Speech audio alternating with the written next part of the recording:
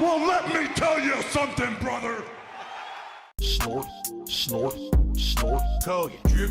Snort, snort. I got the drip. Go. Okay. Now, I got all that out of the way. I want to talk about last night. So last night, I actually didn't stream. I set apart my night time slot when normally I'd be doing a 2 to 2.5 hour live stream to do private react videos. And in this case, the majority of the stuff that I did was for Slayer. Yeah, for those of you who don't know or just simply forgot like I always do until he brings it up, DSP does private reacts for his patrons. You can really give this guy extra money on the side behind the scenes and he will give you a private style react. And it's kind of wild to me that Patreon is the platform that he decides to do this through. Being that his last Patreon post was back in 2022, and the descriptions for the tiers are just as old given the fact that it still references Ask the King as a bi-monthly show that he does. But he calls out Slayer specifically in this segment, and it'll be relevant given the topics that he was watching. But he says that most of it was for Slayer. I feel like that's the only person he ever does this for, at least that he mentions. It's always for Slayer. Slayer's the only guy who's really interested in this, it seems. And I really don't know anything about Slayer other than that he's a longtime dent who lives in an Asian-style country, and he pays DSP, again, a 41-year-old baby man, to watch a bunch of K-pop stuff, or food videos. So just going off of that, I don't have a very high opinion of Slayer. But that's kind of irrelevant. Longtime viewer, and he's actually a night moderator. He comes by night streams and moderates.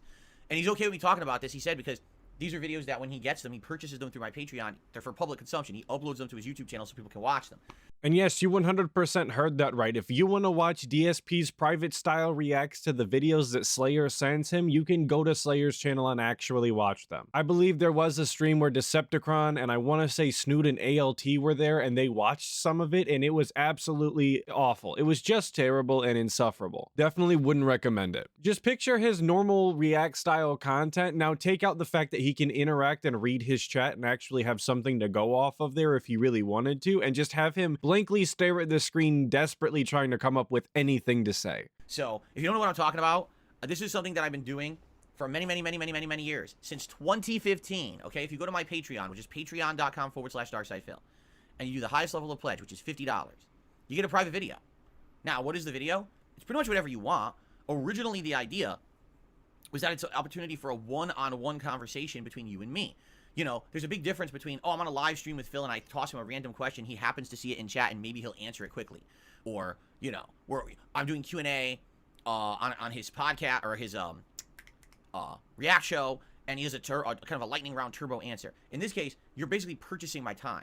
Wait a minute, you're gonna let somebody purchase your time? You're gonna let your viewers purchase your time in the form of these private style react videos. But when people try to pay you to do an interview with you, all of a sudden you're not that special. Nobody needs to pay you for your time, this, that, and the other. And those interviews were definitely gonna pay you more than $50. Consistency, Phil, that's all anybody is really asking you for. If you could just lie more consistently so it wasn't nearly as obvious, you'd be in a much better spot. People would look at you much more favorably than they do. I don't know how you can spend 15 years on the internet straight lying to people's faces and still be so bad at it. And I did actually go to his Patreon and check out his rewards and read the descriptions. And it struck me as very strange when I was reading them that in the $50 tier, he has updated the description recently enough that he added in the private react style thing into the description, but he did not remove Ask the King. He can't be bothered. He can bring it up right now because it's going to lead to him getting more money potentially, but he can't even be bothered to remove the Ask the King segment of the description. That's just too much work. Because we all know it's super difficult to log onto a website, click the little edit button, highlight a large chunk of the description, and then just hit the backspace key. It's very difficult work. DSP can't be bothered. Oh, but you know he's gonna shill it at least a little bit when it's relevant. For a $50 pledge, you're purchasing between 20 to 25 minutes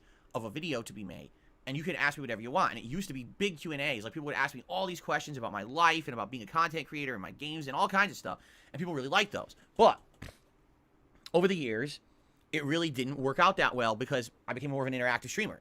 So once I stopped being an on-demand YouTuber and an interactive streamer, a lot of people were like, nah, well, kind of diminished values. Yeah, it's cool to have that one-on-one conversation and Phil will answer exactly what I'm asking in detail because I have his undivided attention as opposed to on a stream where you don't. But if I could just come by and, you know, enjoy Phil's company on a live stream and maybe every once in a while get an answer randomly, I'll do that instead. And I've talked about it before, I think that Ask the King should make a comeback. The fact that he swapped out Ask the King for doing impromptu Q&A segments at the end of every single pre-stream is just sad. I'm not saying that he shouldn't be answering questions on stream, obviously that's not the case, but him doing an actual Q&A designated segment at the end of every single pre-stream, there's just no point. People are asking ridiculous questions, no one actually has anything to ask, and you don't get a proper response because he's constantly just scanning the chat. That's not how you get a real response out of somebody. Not to mention that getting your question answered on this segment would incentivize some people to pledge to your Patreon or become a member or whatever paywall that you hide it behind. But for some reason, DSP isn't interested in that. He'd much rather do a Q&A at the end of every single pre-stream so that he doesn't have to play video games for that much longer. He'd rather use the segment to stall than make money, and that's just odd. So really, the private videos have fallen out of, practice. Don't really do that many of them. But then last year, I started doing React content. And when I started doing that, some people had an idea, wait a minute, what if Phil could do a private React video? Can we purchase Phil's time via Patreon? And then he can make videos that are specific React content. And the answer is yes. So in the last year, no exaggeration, I've watched documentaries. I've watched K-pop music videos and stage presentations. I've watched tourism videos. I've watched videos on philosophy, videos on science, okay? Tons. In the last year and a half, I've probably, no exaggeration, made 3 to 4 dozen of these videos, okay? He says that he's done 3 to 4 dozen of them throughout this year, but I really gotta wonder how many of those are just for Slayer. Because he's been known to ask for 2, 3, hell even 4 of these private style reacts all at once. And it's fun doing it, but when I do it, I have to kind of dedicate good time to do it. And in this case, this month, I had about 2 hours of videos to make for Slayer. He actually had gone kind of above and beyond this month. He really wanted to get a lot of stuff made for him. And I gotta wonder as well, how much is that costing him? Because he's already paying the $50 Patreon tier to get this done in the first place. How much extra is he paying to get multiple of these private style reacts? I really hope that he's not paying an additional $50 per video. That would be insane. The dude would really be spending $100, $150 to get DSP's time for 2 hours? That would just be ridiculous. But I guess not entirely unheard of when it comes to DSP's whales and dolphins. They've been known to shell out big before, so I really shouldn't be that surprised if that's the case here. At least in this instance, he's actually getting something. Hell, he's even getting actual content from DSP that he now owns. That's more than most dents get when they send DSP money. Most of them are pretty much just throwing it in the trash. And unlike the last many months where it was a good variety of stuff like food and tourism and other things, this month Slayer wanted me to go back to K-pop stuff, okay? Now listen, I'm not a big fan of pop music. Besides maybe like Michael Jackson in the 1980s, and a lot of the stuff that was like boy band stuff and shit in the late 90s that it was unavoidable. I don't really know that much about pop music.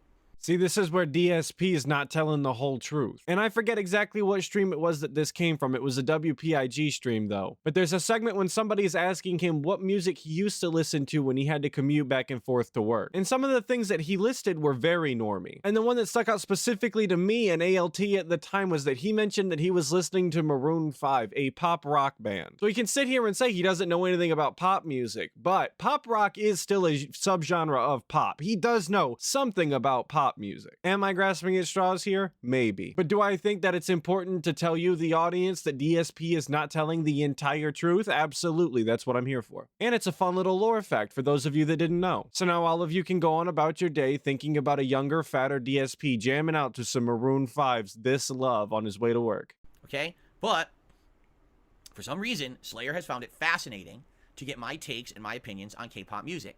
Now, the funny part about this, you'd be like, is why? Right? Well, 15 years ago, when I started uploading my thoughts to YouTube on games, right? I never fathomed that simply playing a video game, doing this kind of reacting commentary to it, and swearing like a sailor the entire time that I did would ever get anyone's interest and anyone would care. But it did. It caught on. And now here I am 15 years later. I've been doing, this kind of stuff. I've been making gameplay content on YouTube full time for over 13 years of my life. It's been my job. Okay? So it's pretty crazy to think, that anyone cares, but I guess people do for whatever reason, right? Who am I to judge what people like? So if people want my opinions on K-pop, I guess I'll give them. All right. I let that go on for a little bit so that he could finish his thought, but he totally didn't answer the question that he asked. He deliberately said, well, you might be wondering why does Slayer think that it's important or fascinating that I react to this K-pop music? And then went on to give you the entire speech about how he's been doing this for 15 years, being a full-time, meaningful style content creator, this, that, and all the other things that he always does. So what the hell was the point of asking the question? I don't know if he just lost his train of thought or he never knew where he was going to begin with. It was a very strange thing that happened. Not to say that I'm any kind of a qualified authority. I think I couldn't be less qualified, but for whatever reason, there you go, right? Well, then I guess your K-pop coverage and your video game coverage have that in common because you're not a qualified authority for either one of them. And so, in regards to that, last night, Slayer had an idea. He's like, I want you to make all this content for K-pop, but instead of just watching a music video and reacting and giving your thoughts. What I'd like to do is a special project, okay? Basically, what he did is he provided me with back-to-back videos. So he would give me one video and then another video. And in some cases, it was the same song twice. But it would be two different groups performing the same song in a competition, and you're supposed to judge them against each other, like which one do you think did a better job with that song. In some cases, it was an actual music video of a very popular existing K-pop group, and the videos had like over 500 million views on YouTube. But then immediately following that music video would be a stage performance by a lesser known group or an up-and-coming group in training trying to take their own spin on that very popular song. And you could see how different that it could come out by a different group performing it.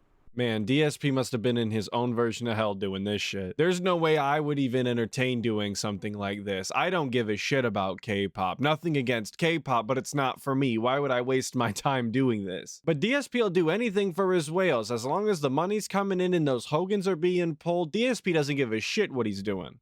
There was actually another video that was kind of neat, where it was an incredibly popular K-pop song by the original group that performed it, and then AI sang the song afterward. AI voices, not real people. And you were supposed to take a look. Could you tell the difference? Can you judge? Does it sound better or worse? You know. So this is a very interesting premise. All right.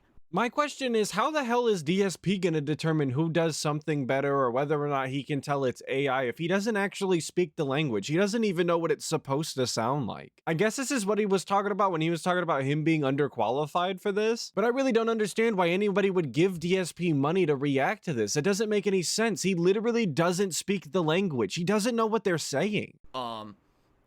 To say the least, you know, it wasn't just, oh, just watch something. What do you think about it? It was, hey, direct comparisons, you know, an interesting thing to see that, to get that kind of take on that stuff. So for 2 hours, I sat right here watching all these videos and making this content. And to be honest, it's enjoyable. Not all of it. You know, listen, do you think as a 41-year-old American man, I enjoy sitting here and watching, you know, a bunch of teenage dancing guys talk about how they don't want to answer the phone anymore because a girl won't stop calling them. They broke up already. Get the message. Don't call me anymore. I'm not answering. You're not the one for me. Do you really think I give two shits about that? I mean, right? I don't think there could be anything less interesting. You gotta appreciate the little snicker that he's giving you while he's essentially telling Slayer that he doesn't give a shit about the content that you're sending him. He's not interested. Quit wasting his time. And like I said at the beginning, I don't have the highest opinion of Slayer given the things that I know about him, but it just seems disrespectful coming from DSP to tell this person I don't really give a shit about what you're sending me because it's not for me. Then just say that up front and don't do the goddamn content, idiot. Don't take this person's money and then be disrespectful when you have to do the content. But at the same time, when you compare the song with someone else performing it and a different spin, like the group that performed after that was actually a girls group, and the girls group made it almost like the guy was a stalker, like he wouldn't leave her alone and was trying to control her life. And then the whole point of the song when the girls performed it was, well, we've broken out of the cycle of males controlling us, and now we can be our own independent people, free from that kind of vindictive control. So it was definitely kind of interesting in that regard. I'm just going to assume that DSP isn't just completely talking out of his ass here and that there was like subtitles on the song or something. Given that he doesn't speak the language, that's the only way he would have gotten that out of what he watched. Like I said, we're assuming here, but you know what they say about assuming. Anyway, so here's the thing about making K-pop content for private react videos, okay? It has been incredibly hit or miss. And here's what I mean by that. I don't mean the content. I mean actually creating and uploading and getting this footage to Slayer over the last year and a half. Sometimes I'll do, you know, a whole hour-long video, This is just a big heads up to all my audio style listeners. This is going to be a visual style segment because we're going to watch this guy dig in his ears and then pull out the gold. With tons of content in it. And I'll upload it and send it to Slayer. No problem. Perfect. And he enjoys it, and then he gets it and he puts it on his channel. Good to go. Because the thing is, when you purchase a video, a private react video from my Patreon, you own it. You have the legal rights to do whatever you want with that video. It's no longer mine. You've purchased my time. Therefore, that video is your product to do with however you desire. It's like you made a purchase. Okay? Still, such a weird way for him to put it, that you're purchasing his time. Kind of makes me wonder why Patreon is some sort of transactional purchase, but anytime anybody gives DSP any money any other way, they get no say in the content whatsoever and they just have to deal with it. And if they ask for something specific, they're just being entitled.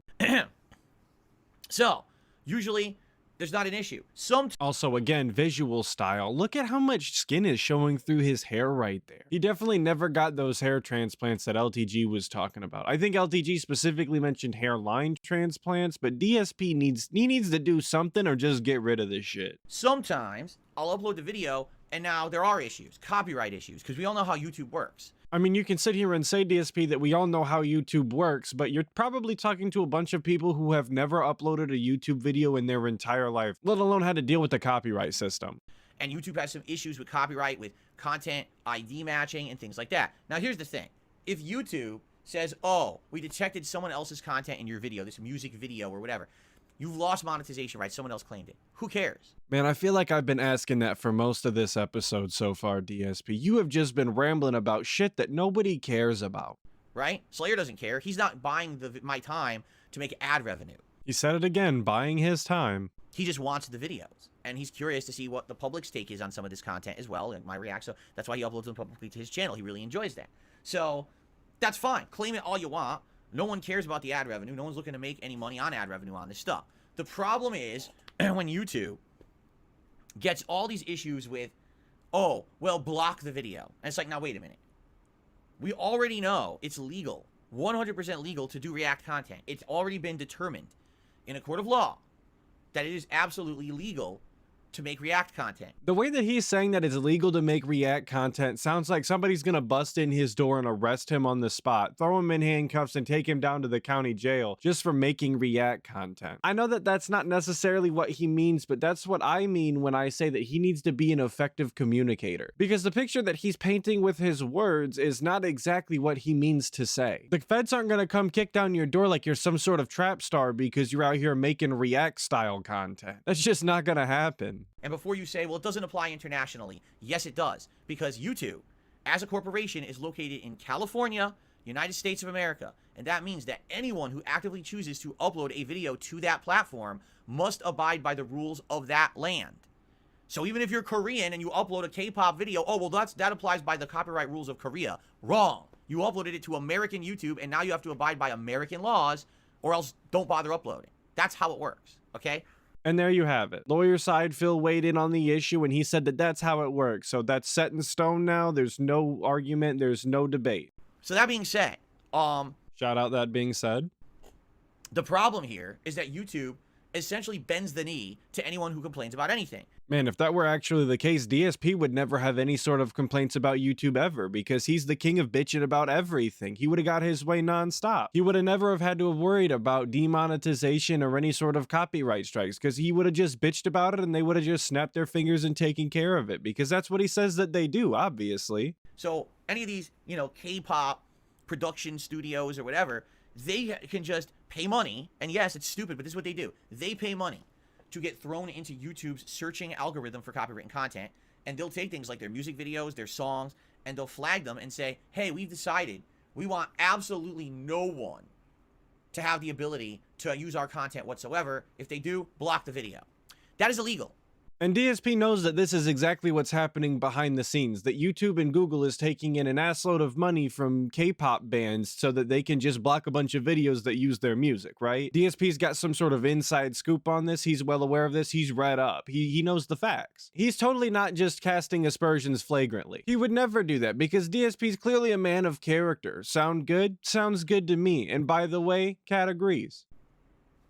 That is blatantly illegal.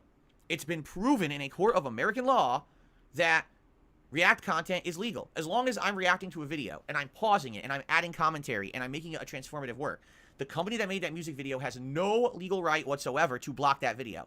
Well, maybe we just identified the issue, DSP. Maybe they determined that your React style isn't transformative enough. Maybe they finally said that the 1,000-yard stare isn't gonna cut it anymore. I highly doubt that. It's probably the fact that they're just being finicky with this. But I would think that if you were running into this problem specifically with this style of content, the React style on the K-pop genre of music, that you would just explain that to Slayer and say that you can't do it or it's becoming too much of a hassle. Because that's what this entire rant has led up to this point. It's just him complaining that YouTube has special privileges granted to K-pop music instead of everything else that he doesn't like it. If you don't like it that much, if you have that big a problem with it, just quit doing it. Explain to Slayer and just move on. He can either continue to send you other shit that you don't care about, or he could just quit sending you shit. Either way, it's a win-win for you. They can claim the ad revenue on it. That they very well can do. They can say, hey, we own a stake of this and pay us money if someone watches it. That they can do.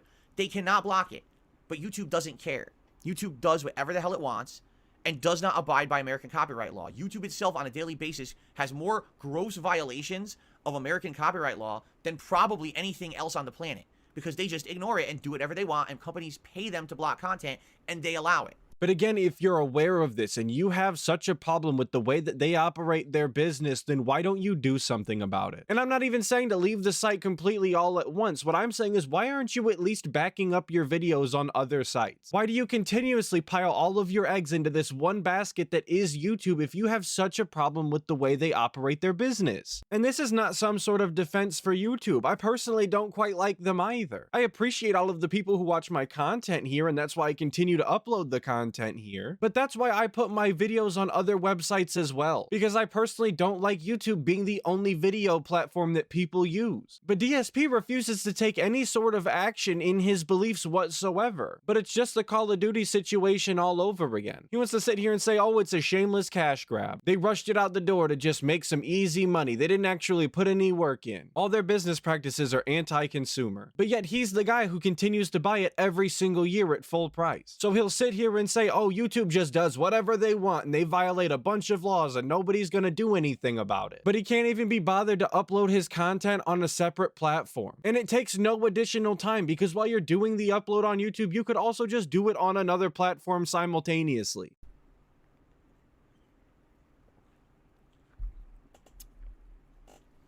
YouTube has no leg to stand on.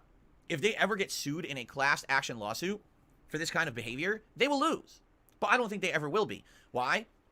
Because who stands to benefit from that? Well, if the situation is how you're describing it, apparently every single content creator on the site, and in turn every single viewer that's on the site. So in all actuality, apparently the entire user base of YouTube would benefit. Right? Content creators? But if a content creator thinks that if they sue YouTube, well, they're biting the hand that feeds them, and now they're just going to have nothing but problems moving forward, and they won't be able to operate their business on YouTube, so why would they sue YouTube?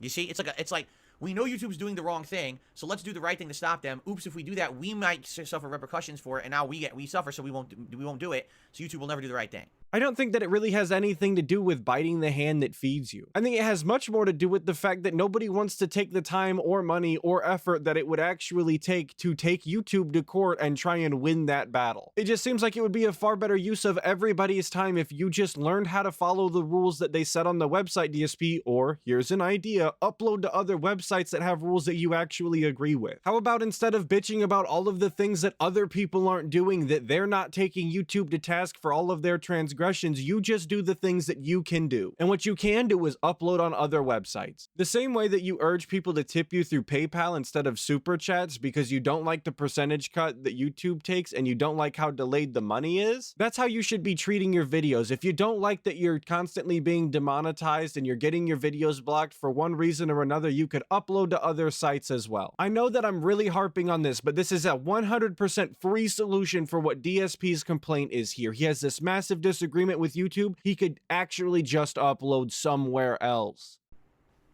Someone like me has no power in this fight. The only way anything would ever happen is if a bunch of big people got together who have a lot of money and can actually toss that money together into a suit. YouTube can't win it. Every day there's concrete evidence they are breaking the law, and they don't care. They think that they're bigger than that. Okay? Anyway, Honestly, DSP, I'm surprised that you want to call out somebody else for breaking the law, given the fact that everybody on the internet that cared actually heard your bankruptcy proceedings. And I'm no lawyer, but I don't think that $5,000 a month is an accurate depiction as to your business expenses. That being said, hey, another shout out to that being said. 2-in-1 episode, big ups. What happened last night was I filmed 2 hours of this React content featuring K-pop stuff for Slayer. All right? So the first hour, I cut it into 2-hour increments on purpose because I was nervous if I made a 2-hour video, what happens if that video gets blocked? What happens if there's an issue with the video? The whole thing's screwed. I got to start over. So I said, I'm going to do this in 1-hour increments, okay? I'm actually impressed that DSP had the foresight to think ahead and formulate a plan in case his recordings for some reason just went awry. So the first hour of content, I get uploading to YouTube.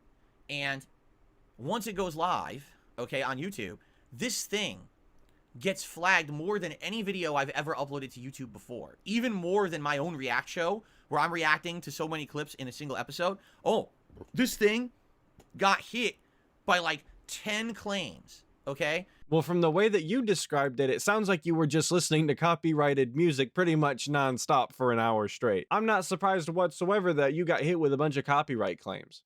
And it would be one thing if it was just claims. Oh no, this video got blocked not once, not twice, but thrice. Thrice, that's right. I actually used that word. I had to for emphasis because I'm so upset. Okay? Big ups the word thrice, I guess. But I really don't understand why you felt inclined to tell everybody that it got blocked thrice, being that it only takes 1 block for it to get, I don't know, blocked? I don't know, it just seems kind of unimportant. So, what happens when a video gets blocked thrice on YouTube? Well, you have options, okay? Option number 1, dispute it. Dispute it and fight it with YouTube. Problem is that takes weeks. At a minimum, it's 2 weeks to have a dispute go through and have a video visible.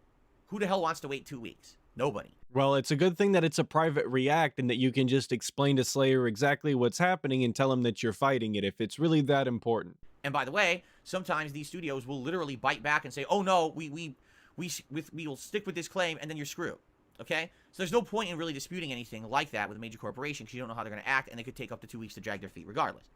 The other option is I want to trim my video to remove the specific content in the video that YouTube is claiming is causing it to be blocked. All right? So there were 3 completely different segments of the video that it was claiming was someone else's content and needed to be removed. So first I did the first one. That one took about 30 minutes to remove. Then I went to the second one, okay? And I had that starting to remove. Now in the meantime, when I'm doing that, I'm doing all this other work too.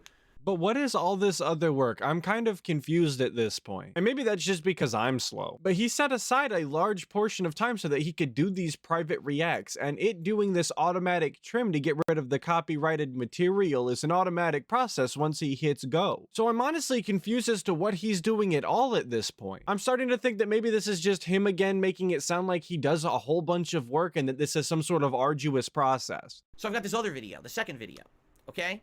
So I go to upload it, and it's not working. I said, what the hell's going on? So I go to play the video. Oh, no. The video has corrupted. Okay? Oh no, the video corrupted. That thing that he said that he totally planned for and kind of expected. That's why he did it in 2 sections. But due to this DSP segment covering multiple different subjects and being as long and drawn out as it is, I'm actually going to do a channel first, and I really do apologize for this, but I'm going to break this clip into 2 separate videos. Today was the rant about doing private reacts and having to deal with the YouTube copyright system. And tomorrow's video will be him complaining about OBS and sneak begging for a PC. So hopefully all of you are invested in the story and come back for the epic conclusion that is sure to come tomorrow. Of course, big up Snort Hogan for the clip, brother. I really appreciate it. Thank you, thank you. And of course, big ups to everybody who watched the video today, especially if you made it this far. I really do appreciate that as well. A special shout out to all of my members here on YouTube. Thank you. Hopefully I'll catch all of you guys in the next video, but until then, make sure that you check out other detractor channels and dive deeper into that. Snortex.